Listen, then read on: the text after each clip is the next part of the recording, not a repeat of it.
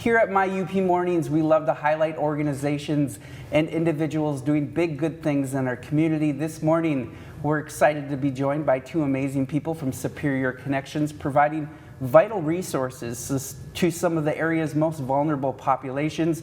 We're joined in the studio today by Kim Frost and Kim Offenbacher, correct? Yes, thank you for being here today. And one of the most interesting things about Superior Connections is that it's peer-oriented approach.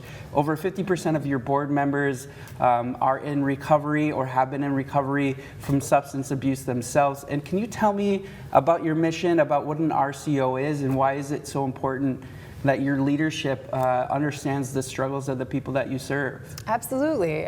So an RCO stands for Recovery Community Organization. We're an independent nonprofit led and governed by people in the recovery community and their family and friends. So RCOs are directed by people with lived experience. A priority is to make recovery visible and accessible.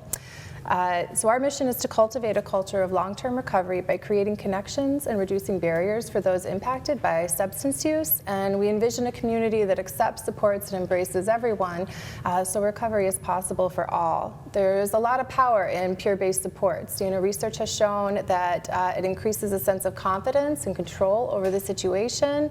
People have improved relationships with their treatment providers, reduced substance use, reduced relapse rates, reduced hospitalization, and criminal involvement, and greater housing stability. Okay. And I think, a unique thing about Superior Connections is it is the only recovery community organization in the Upper Peninsula. And we partner so well with the other agencies and entities that, provide substance use supports, but that unique identifying feature is that we are not only board of directors led, but our staff are almost all predominantly people with lived experience with substance use. And I think that gives them, a unique perspective and also a unique talent for connection with people who are struggling with substance use. Yeah, and that can be very powerful and comforting to your clientele as well. Make them, feel at home with who they're talking to as well. Absolutely.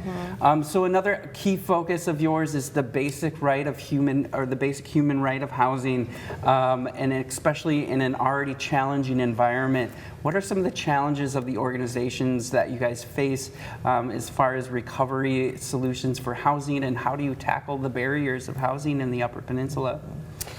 You're right. Housing is just challenging for anyone, right? Whether you're a person struggling with, substance use disorder or not. And so it's difficult.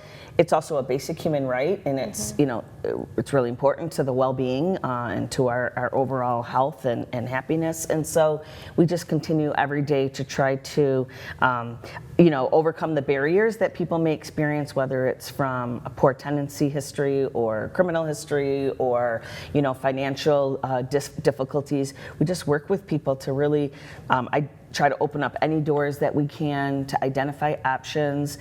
And I think the biggest thing that the RCO really does is that it helps people identify their own pathway to recovery, and honor that pathway, while also really making sure that the people we work with, that their history of substance use is certainly important to who they are, but that there's so much more, and that they have the potential and achieve so many good things for not only themselves but for the community at large. Yeah.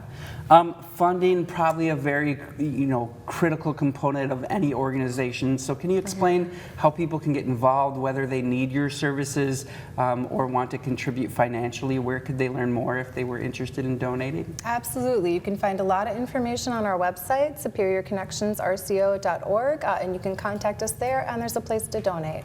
Excellent.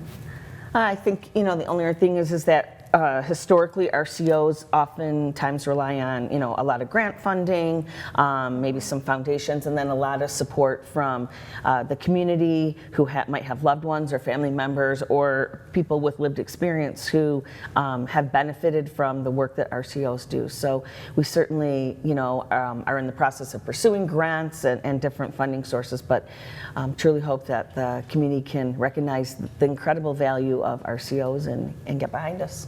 Yeah.